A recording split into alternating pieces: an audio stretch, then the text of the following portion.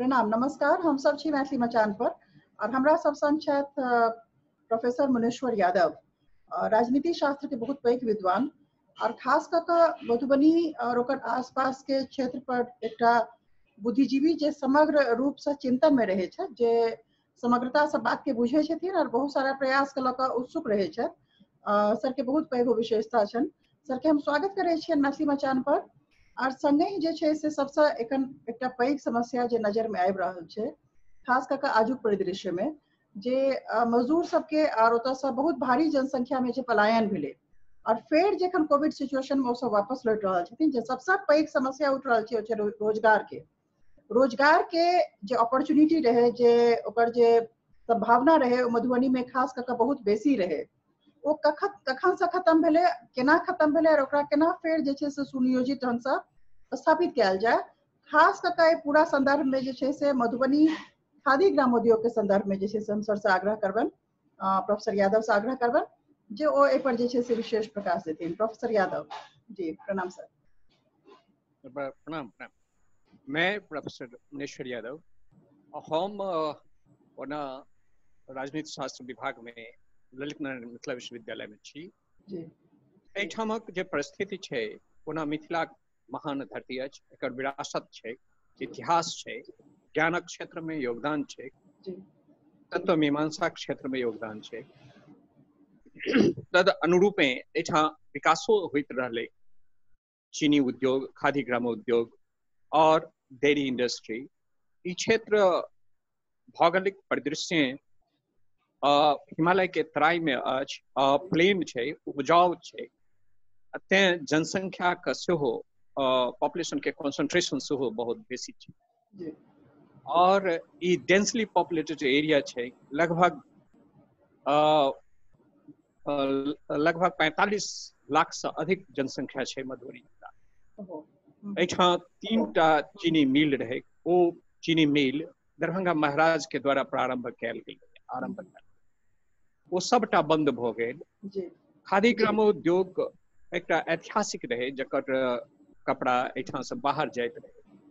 खादी ग्रामोद्योग मधुबनी में रहे, लोहा कपसिया में रहे, खतौना में रहे, शाहपुर में रहे, सिमरी में रहे, जकर उद्घाटन अद्भुत व्यक्तित्व धनी डॉक्टर राजेंद्र प्रसाद व महात्मा गांधी खुद केने रहा। वो कुटीर उद्योग रहे, जकरा हम सब आधुनिक भाषा में कहैत छियै MSME,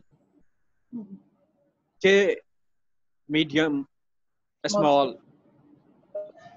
जे एंटरप्राइजेस छै तकरा पुनः स्मॉल स्केल इंडस्ट्रीज के बढ़ावा देबाक जी। ई एकर छलै जे लेबर इंटेंसिव, कैपिटल इंटेंसिव नहीं। यदि अर्थशास्त्रक भाषा में गप करी तो छलै लेबर इंटेंसिव, आ लेबर इंटेंसिव जखने हेतै तो कैपिटल इंटेंसिव नहीं हेतै। कालांतर में जे विकासक गति एलै, जे इंटरनेट के जमाना एलै, जे वेब चललै, जे इंडस्ट्रियलाइजेशन भेलै, मेट्रोपोलिस भेलै, आइ ओ मेट्रोपॉलिटन सिटीज सस्टेन करवा जोग नहीं छै, वो सस्टेन करे के काबिल नहीं छै। हम कहब ओहिठाम से पलायन भ रहल छै। ई कोरोना कए तरहक पैराडाइम के शिफ्ट कए रहल छै। कहब जेना भेलै जे एकटा 50s में 60s में जो सैद्धांतिक रूपे राजनीति शास्त्र के भाषा में कही स्टेटिस्ट मॉडल ऑफ डेवलपमेंट रहे, state can do nothing wrong, से स्थिति रहे कि राज्य कोनो गलती कइए टा नहीं सकै छै। मुदा आई ओ पैराडाइम शिफ्ट केलकै, फिर इंडिविजुअल या प्राइवेटाइजेशन या इंडिविजुअल इनिशिएटिव के गप भेलै और LPG जकरा हम सब कहैत छी। मुदा आई कोरोना कारणे पुनः मेट्रोपोलिस या मेट्रोपॉलिटन सिटीज से लोग के पलायन भ रहल छै। आई मजदूरी करे वाला मजदूर ओ रोड पर अपन आत्महत्या कर रहल छथि, अपन जान दऽ रहल छथि। ओ गाम, किसान, कृषि, मजदूरी, स्मॉल स्केल इंडस्ट्री उजड़ि गेल और नगर बसि गेल। गाम उजड़ि गेल, मचान उजड़ि गेल और शहर बसि गेल छै। ई जे अंधा अनुकरण भेलै वेस्टर्नाइजेशन के, इंडस्ट्रियलाइजेशन के, ओ हमरा जनैत एहिठामक माटि, पानि, संस्कृति, विरासत, परंपरा ओकर नजरअंदाज केलकै तें ई स्थिति छै। और एहि त्रासदी के जो देखल छै सस्टेनेबल नहीं छै। एकटा अनुमान छै जे 5 करोड़ रिटेल टेक्सटाइल के शॉप छै। अगर रिटेल काउंटर्स 5 करोड़ छै आ 5 गोटे ओइठा इंगेज छै, तकर मतलब भेल जे 25 करोड़ लोग केवल टेक्सटाइल इंडस्ट्री में बेरोजगार हेतै। और ओकरा वास्ते 1000 रुपया, 2000 रुपया, 5000, 7000 ये कोनो मायने नहीं रखे छै, वो सस्टेनेबल ग्रोथ नहीं छै। तें जे एक समय में अर्थशास्त्री सब कहैत छला फूड फॉर वर्क, अर्थशास्त्री सब कहैत छला प्रोडक्टिव एसेट। प्रोडक्टिव एसेट एहि अर्थे जे कोनो न कोनो प्रोडक्शन में ओकरा लगायल जेबाक चाही। हमरा जनैत क्यों सबटा मजदूर कोरोना पॉजिटिव नहीं रहे, सबटा मजदूर कोरोना पॉजिटिव नहीं रहे तो वो हेल्दी छले, हार्टी छले, वो काज क सकैत छले, ओकर एकटा टेस्ट क के आ तुरंत ओकर रिहेबिलिटेशन के प्रोग्राम हेबाक चाही, ओकरा सबके लेल जॉब देबाक चाही, नहीं कि डोलॉट पैकेज देबाक चाही। ओ जॉब पैकेज जी जॉब के क्रिएशन कतऽ से हेतै? संभावना 70 के दशक के बाद 70 के दशक के बाद खत्म हो चुकल है। 90 में उदारवाद आबि चुकल है, जे तरीका के आर्थिक उदारवाद से जे छै से उमडाम क रहल छलहुँ अपने सब, तो ओ उदारवाद जे छै से जे बचल कुचल छलै सेहो धो पोछि के हटा लेलक है। आब ओ जॉब क्रिएशन जे छै से ओहि क्षेत्र में पहिल प्रश्न जे खादी ग्रामोद्योग के, मधुबनी खादी ग्रामोद्योग के अपने बात कर रहल छलिए है, एक समय में 300 स्टाफ जे छै से छलखिन है, 300 में वर्कर्स छलखिन है। लोहा, कपसिया, रहिका, सिमरी के अपने बात के लिए है, ई सबटा उजड़ गेल। और 70 के दशक के बाद लगातार डिक्लाइन एले में, और अपने सब गोटे जे छै से बैसल देखैत रह गेलिए। आब रोजगार कतऽ से उत्पन्न करबै? दूटा एकर पक्ष छै। एकटा तऽ छलै जे अपने कहल जे ग्लोबलाइजेशन भेलै, ग्लोब एकटा भऽ गेल रहै और ओइमे कैपिटल के फ्लाइट भेलै बहुत बेसी, लेकिन लेबर के फ्लाइट नहीं भेलै। बिल्कुल हाँ, कैपिटल के फ्लाइट भेलै, गुड्स के फ्लाइट भेलै, टेक्नोलॉजी के सेहो सिलेक्टिव फ्लाइट भेलै। त्या तीनटा पक्ष रहे जे ग्लोबलाइजेशन। और एकटा अर्थशास्त्री ई कहलथि जे प्रोडक्शन भ सकै जे ग्लोबल भ जाए, लेकिन प्राइस जखन ग्लोबल हेतै तो वो हमर सभक परचेजिंग कैपेसिटी से बियॉन्ड चल जाए। से भेलै जखन टूथपेस्ट के कीमत अगर $10 भ जेतै तखन हमर मजदूर ओकरा नहीं खरीद सकै छै। बिल्कुल। फर्स्ट वीक मई के फर्स्ट वीक में हिंदुस्तान के एडिटोरियल अछि जाहि में कहल गेल जे 90% हिंदुस्तानक आवाम जे छथि हुनका कोनो निश्चित आर्थिक आधार नहीं छै, आर्थिक सस्टेनेबिलिटी नहीं छै। तखन हमरा लोकनि करी की? जो बुद्धिजीवी छी और समाजक एकर सुख में या कल्याणक भावना से ओतप्रोत छी, एकर विषय में हमरा सबके सोचबाक चाही, विचारबाक चाही। तखन तो निश्चित रूप से जखन 300 गोटे के इंगेज करे कैपेसिटी 50s में 60s में जखन एठा छले मधुबनी खादी ग्रामोद्योग के, आइ वो 3000 किया नहीं भ सकै। जखन ग्राउंड फ्लोर और फर्स्ट फ्लोर मकान 50s में बनले सामाजिक सहयोग से और स्टेट के पूर्ण सपोर्ट से, तखन आइ वो मल्टी स्टोरी बन सकै छै। जमीन पर्याप्त छै, हम आधारभूत संरचना देखैत छी। ओइठा कारपेंट्री रहे, ओइठा पेंटिंग होइत रहे, ओइठा कपड़ा के रंगाई धुलाई और कपड़ा के सप्लाई सेहो होइत रहे। मसाला रहे, साबुन बिकाइत रहे। जी साबुन बिकाइत रहे। साबुनक केक तऽ एखनो बनि सकै छै, ई कोनो भारी गप नहीं छै। सवाल ई छै जे अधिक कमेबाक चक्कर में आय मजदूर सेहो कार्य संस्कृति पर सेहो विचार करऽ पड़त, सोच व दृष्टि सेहो बदलऽ पड़त। अचानक जो अरबपति करोड़पति नहीं भऽ सकैत छथि। हाँ, ई तरह विकास भऽ सकै छै। एकटा तऽ भऽ सकै छै जे ज्यामितीय आकार से 2, 4, 16, 256 एना मल्टीप्लाई करते। दोसर भऽ सकै छै 1, 2, 3, 4, 5, 6, 7 क्रमिक विकास। जी तें हमरा मजदूर से सेहो अपील करबाक अछि कि अहाँ कर्मिक विकास में विश्वास करी जी आ पाइक चक्कर में या लोभ में आ तुरंत पाइ बनेबाक चक्कर में अपन जान नहीं।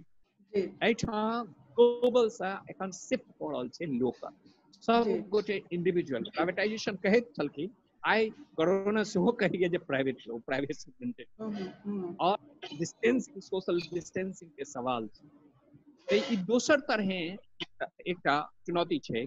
हमरा local production, local distribution, local exchange, local market, local consumption, ये चारिटा चीज पर ध्यान दिया पड़ा। कौन कौन क्षेत्र प्रोडक्शन, में, खास करके जब मधुबनी की बात करी, जे क्षेत्र से अपने आवे छिए जी जी जी हमरा जने एग्रो बेस्ड इंडस्ट्री हेतै, जी हमर जे नीड अछि वो नीड बेस्ड हेतै। एठा ठीक छै एग्रीकल्चर के जे प्रोडक्शन छै, जेना गहूम छै, वा चाउर छै, वा सब्जी छै, वा डेयरी प्रोडक्ट्स छै, ओकर कंजम्पशन एठामक मार्केट में हेतै। सबटा स्कूल के हमर लोकल जे किसानक जे उत्पाद छै तकरा खरीदऽ पड़तनि, जी और ओ हमर मुखिया करे, जे लोकल सेल्फ गवर्नमेंट छै वो गवर्नमेंट करे, ओकर जे पारदर्शिता छै, ओहिमे जे नौकरशाही छै ओकरा कोना कंट्रोल करी, ऑल पार्टी मीटिंग कैल जबाक चाही।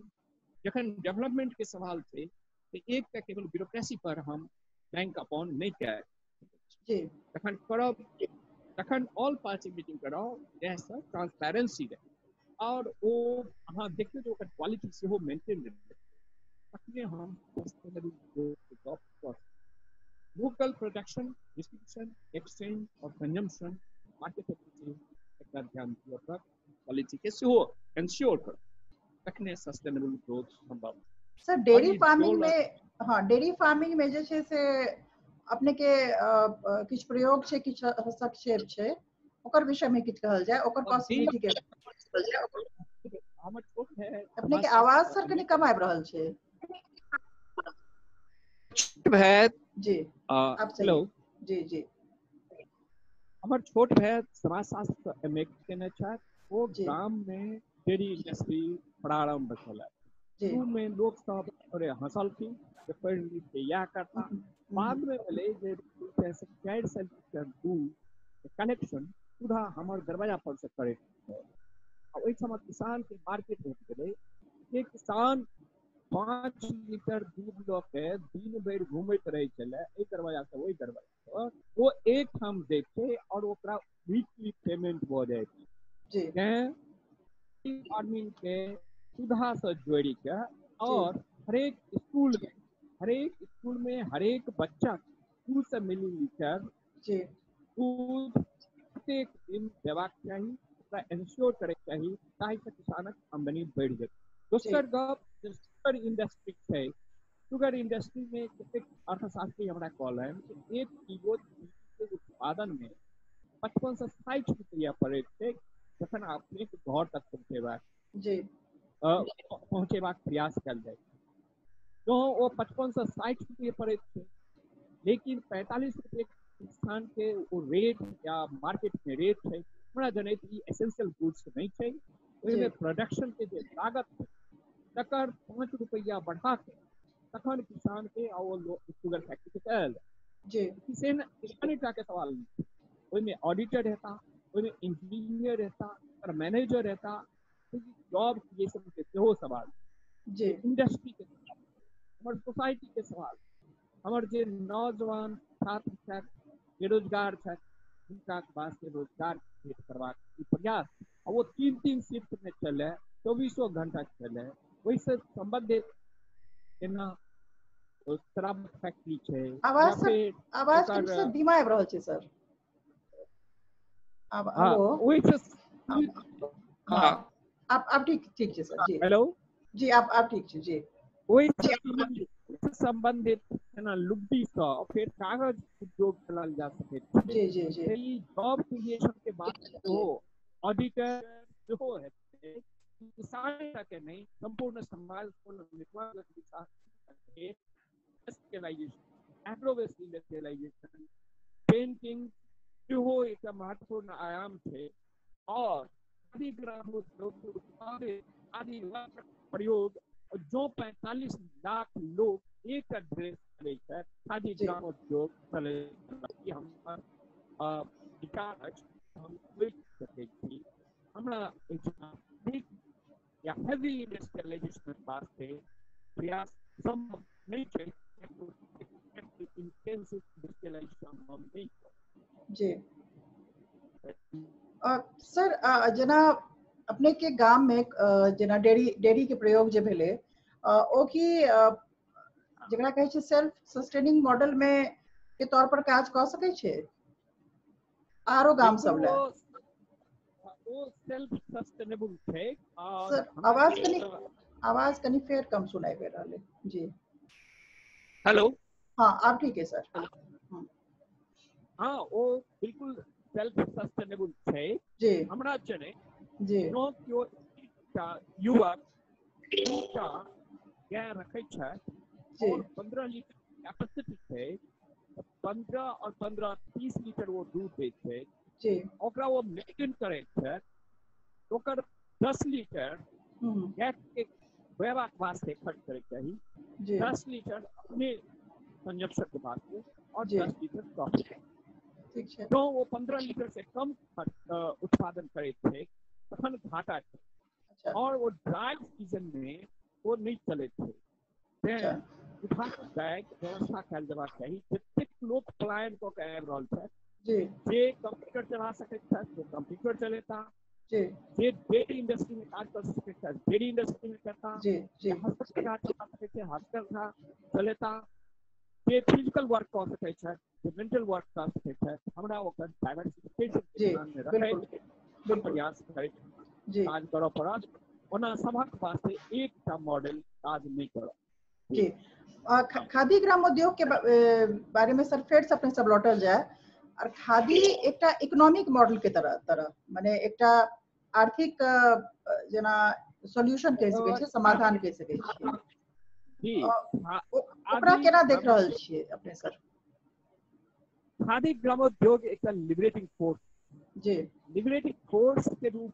में आर्थिक आजादी सेहो देबाक प्रयास करब आर्थिक आजादी एम्प्लॉयमेंट ओकर जे मैनेजर रहता ओकर जे काउंटर समाज आ ओहि में जे फिजिकल वर्क करता जे ओकर रंगाई करता जे ओकर सिलाई करता जी आ एकर जे मार्केटिंग सेहो केवल उत्पादन का नहीं क्या हम चारिटा सेक्टर में बांट के देखो पड़त 5 सेक्टर में production distribution exchange consumption marketability सबटा के ध्यान रखे और वो जखन कंजम्पशन हेतै 45 लाख जे हमर आबादी अछि एकटा के ड्रेस कंपलसरी हेतै वो खरीदल जयबाक चाही सर एकटा बेसिक प्रश्न ई छै जे आपकी कपास के उपज होय छै कपास के उपज लोकल छलैया 60-70 के दशक तक जे छै से कपास के उपज जे छै से एग्रीकल्चर के सपोर्ट छलैया खादी के तो ओ जे कपास के उपज छलैया ओ की अनवरत एखनो भ रहल छै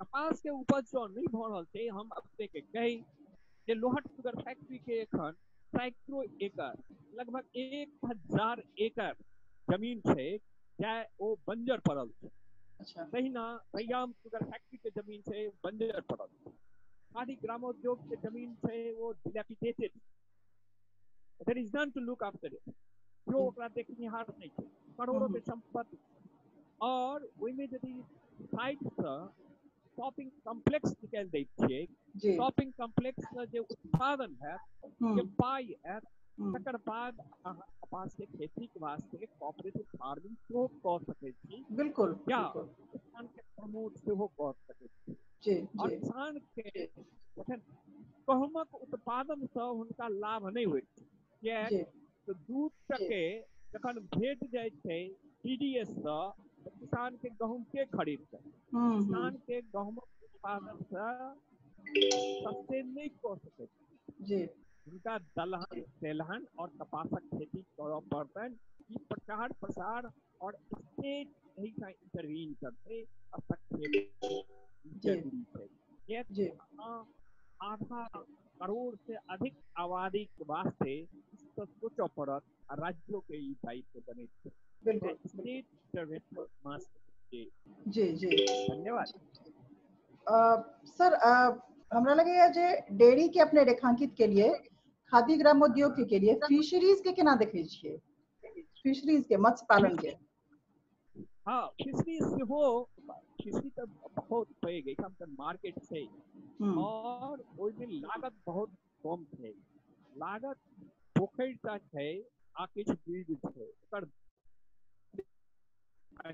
छै। फिशरी के बहुत पैघ मार्केट छै, फिशरी बहुत पैघ संभावना छै, लेकिन मॉडर्न टेक्नोलॉजी आ कएटा उलझन में छै, कएटा पोखरि एहन छै बिहार राज्यक अधीन में छै, ओकर मैनेजमेंट बहुत पुअर छै। मैनेजमेंट एहि दुआरे पुअर छै कि कोनो एकटा व्यक्ति विशेष के डोमिनेंस छै, वर्चस्व छै, एकटा वर्ग विशेष के वर्चस्व छै। तकरा वास्ते हम चाहै छी कि ऑल पार्ट कमिटी हेबाक चाही, अपार्ट फ्रॉम ब्यूरोक्रेसी के संगे सर्वदलीय एकटा बैठक हेबाक चाही, सर्वदलीय सदस्य हेबाक चाही, जाहिसँ पारदर्शिता हेतै, जाहिसँ ईमानदारी हेतै, जाहिसँ तत्परता हेतै। जे हमर संभावना है हम सर प्रश्न ई छै जे फिशरीज के जहाँ तक हम सब बात करै छियै या मखाना के बात करै छियै, पानि कहाँ छै आब? वाटर रिसोर्सेज के लगातार डिक्लाइन भऽ रहल है, अलार्मिंग डिक्लाइन भऽ रहल है। वाटर टेबल के डिक्लाइन भऽ रहल छै, लेकिन अपने के मोन है जखन पटना सन शहर डूबि रहल छै, डिप्टी चीफ मिनिस्टर नाव पर चढ़ि के भागि रहल जी, जखन ओ परिदृश्य रहे तखन तऽ ई वाटर मैनेजमेंट के छै, absolutely crisis of water management. जी जी प्लेंटी ऑफ वाटर अछि, हम ओकर रिटेन नहीं कऽ सकै छी, रिटेंशन कैपेसिटी नहीं छै, सेडिमेंटेशन भऽ गेल छै, डिसिल्टाइजेशन के गप छै।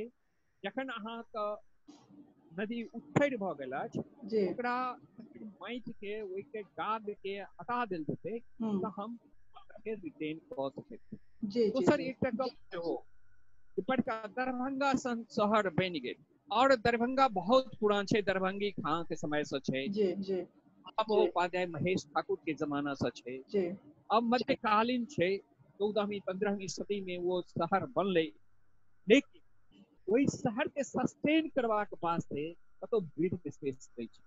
अपने कही क्यों देखिए कि पूरा दरभंगा में मात्र एकटा मिथिला यूनिवर्सिटी के कैंपस छै जतऽ ऑक्सीजन जनरेट कयल जाय, बाकी सब गोटे ऑक्सीजन लैत छथि, जनरेट करबाक कतौ प्रयास नहीं छै। हमरा टाउनक बीच शहरक बीच हॉर्टिकल्चर के विकसित करबाक आ ओ ब्रीदिंग स्पेस सेहो देतै, मार्केटेबिलिटी सेहो देतै, दोसर गप ट्रांसपोर्टेशन के कॉस्ट सेहो घटतै, और बायो फर्टिलाइजर या जे किछु अहाँ बायो कंपोस्ट से जे किछु काज कयल जा सकै छै ओकरो बढ़ावा देल जाय। हरेक शहर के बीच में 5 एकड़ 10 एकड़ जमीन हॉर्टिकल्चर के वास्ते रहबाक छै। ई हमर प्रावधान अछि, तहिना माछ मखान बिल्कुल सर हमरा लगैया जे विशद तौर पर जे छै से अपने समस्या ई छै जे दिनेश मिश्रा के बहुत पैघ एकटा रिपोर्ट जे छै से राज्य सरकार के पास पड़ल छनि जे पानि के जे छै से वाटर मैनेजमेंट केना इफेक्टिवली जे छै से फ्लड के कऽ कऽ पानि अथी राज्य सरकार पर कोनो जे छै से कान में ओकरा तूर तेल दऽ कऽ बैसल छै, कोनो ओहि पर कोनो अथी नहीं छै, कार्यवाही नहीं छै। सिविल सोसाइटी के हमरा लगैया जे एक तरीका से कहि सकै छियै जे मने जे हस्त छै से हमरा किछु कहबाक आवश्यकता नहीं है, अपने ओकरा बुझि सकै छियै। अगर सिविल सोसाइटी जिंदा रहितै तऽ आइ जे छै से ग्रामोद्योग संघ एहन रॉकिंग इंडस्ट्रियल यूनिट जे छै से बंद नहीं होइते, पानि की अवस्था नहीं अबिते, बहुत सारा समस्या छै जे नहीं होइते। समस्या ई छै जे ई सब करते के राज्य सरकार के करैत अहाँ देख पाबि रहल छियै या केकरा उठऽ पड़तै, आगू के एतै? अहाँ जकां इंटेलेक्चुअल एकटा अब डेढ़ बेर कहै छी you are a revolution in yourself, आप खुद में क्रांति है। क्रांति का अर्थ सीधा साधा है, क्रांति से लोग डरते भी हैं। क्रांति का अर्थ है परिवर्तन।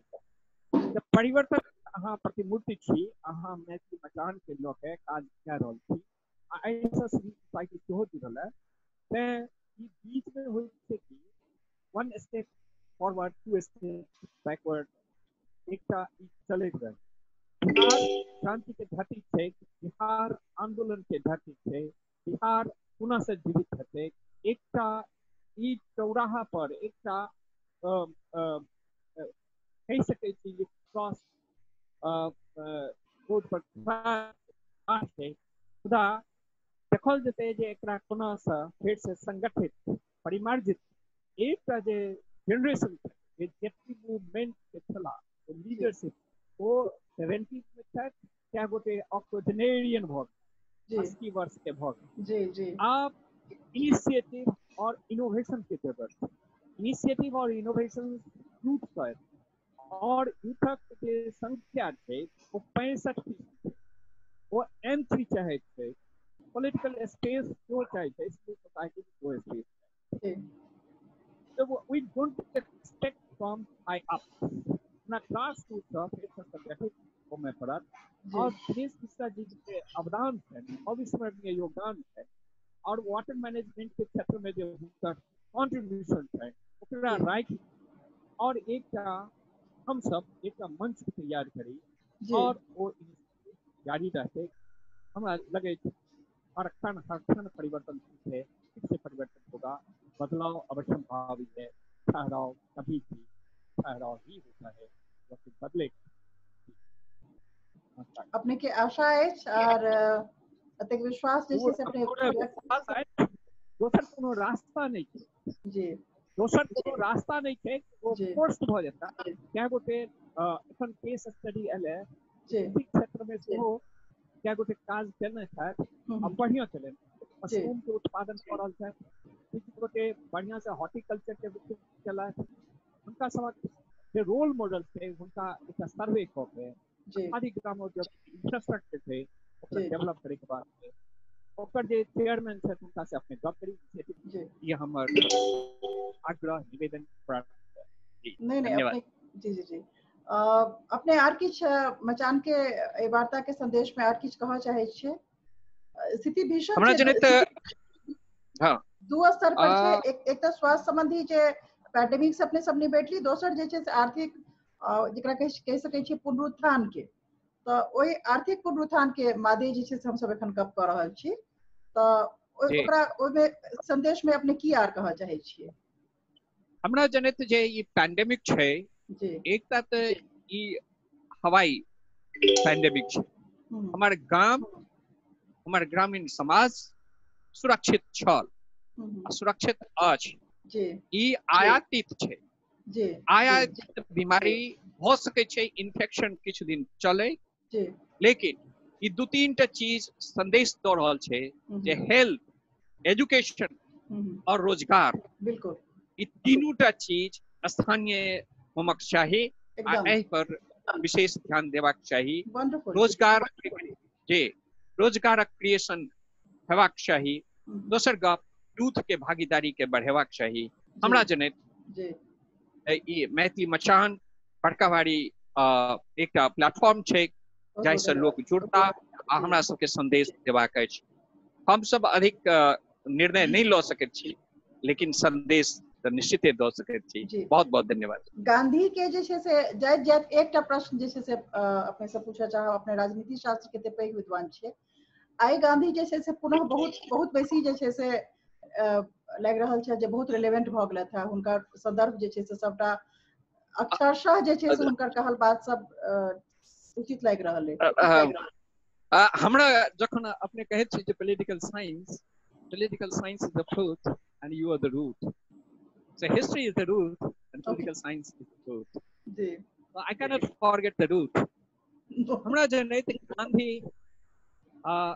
गांधी जे छथि, गांधी में कोनो गांधीवाद में या गांधी सिद्धांत में, दर्शन में, गांधी के उपदेश में किछु नहीं छथि। गांधी के उपदेश जे दुनिया के जतेक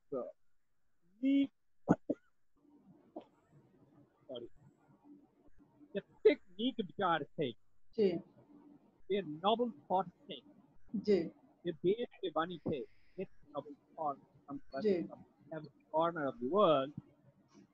गांधी में तो चीज थे, गांधी में तो सच थे, गांधी में सत्य थे, गांधी में आदर्श विचार थे, हर एक धारा के जो आदर्श विचार थे गांधी, वो सदिखन रेलेवेंट थे, जी प्रासंगिक थे, जी तात्कालिक रूप से क्या हमर जे चिंतन धारा है, हमर जे क्लास कैरेक्टर है, जी हमर जे क्लास इंटरेस्ट है, तकरा कारणे हम गांधी के इग्नोर करे। जी खुदा गांधी सत्य थे, आदर्श थे और वेद के वाणी थे, विचार थे और नॉबल थॉट जी और बिल्कुल, चाहे वो मार्क्स हो या क्रो जी सर्वोदय। जखन लोक नायक जयप्रकाश एक बार लिखता है सर्वोदय से समाजवाद, बाद में रियलाइजेशन भेला है कहल की समाजवाद से सर्वोदय। अब अहाँ बुझि सकै छी जे पैराडाइम केना शिफ्ट। जी पहिने कहलखिन सर्वोदय से समाजवाद की हो, बाद में लिखलन समाजवाद से सर्वोदय की। जी तो गांधी है नहीं, गांधी तो सत्य है, गांधी की अहिंसा है, गांधी की शरीर श्रम है, गांधी की वोकल प्रोडक्ट है, कॉलेज है, गांधी आत्म काम है, उत्पादन है, सिंपलिसिटी है, इसलिए गांधी प्रासंगिक है, गांधी रहे हैं, गांधी रहे। जी नहीं तो 800 से कल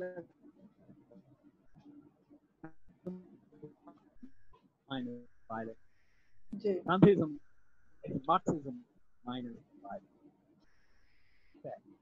तो वो बिल्कुल नॉबल था, आदर्श था, अनुकरणीय था और आवश्यकता थी, इग्नोर नहीं करता था।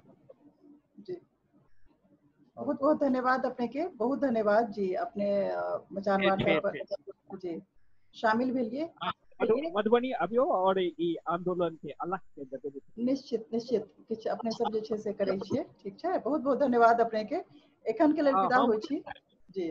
धन्यवाद, थैंक यू जी प्रणाम।